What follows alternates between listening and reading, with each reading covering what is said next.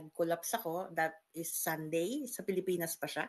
And then that time, so normally pag Sunday walang doktor sa hospital. So binigyan lang ako ng pain reliever.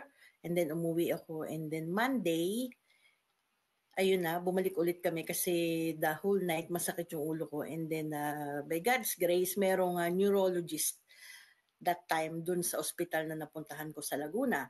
And then nung makita niya yung case ko, naggawa siya agad ng mga test. Ganito inalala ni Glenda Piñon ang karanasan nang magkaroon siya ng brain aneurysm sa Pilipinas.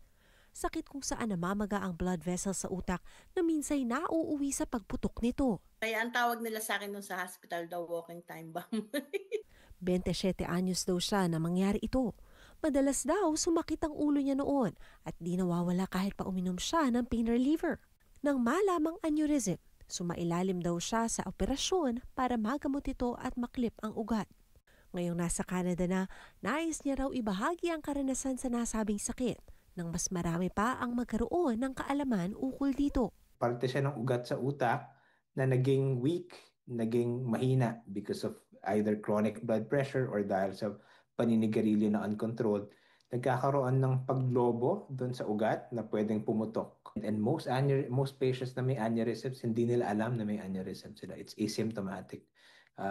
Pumuputok na lang, tsaka lamang natin nalalaman. So typically yung presentation, yung sinasabing worst headache of a person's life.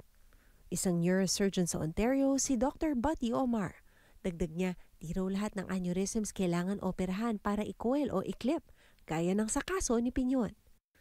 Kada Setyembre sa Canada, ginugunita ang Brain Aneurysm Awareness Month. Layong mas palawakin pa ang kalaman ng publiko sa sakit.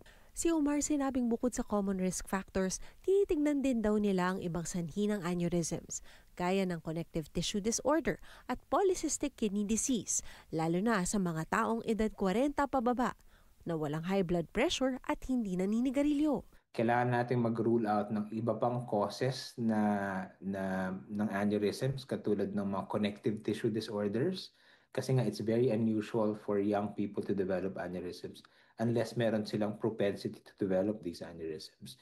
So mag-rule out ka ng ibang klaseng sakit na pwedeng potentially kasama yung aneurysm sa mga manifestation. Balik kay Piñon na ngayon naninirahan na sa Lethbridge, Alberta, malaki raw ang pasasalamat niya sa tinuturing niyang pangalawang buhay sa Canada. Kahit na ano yung dumaan na situation sa buhay nila, gaya ko nga, 3 months sa hospital, 1 month sa ICU, but look at me now. I'm living my life right now.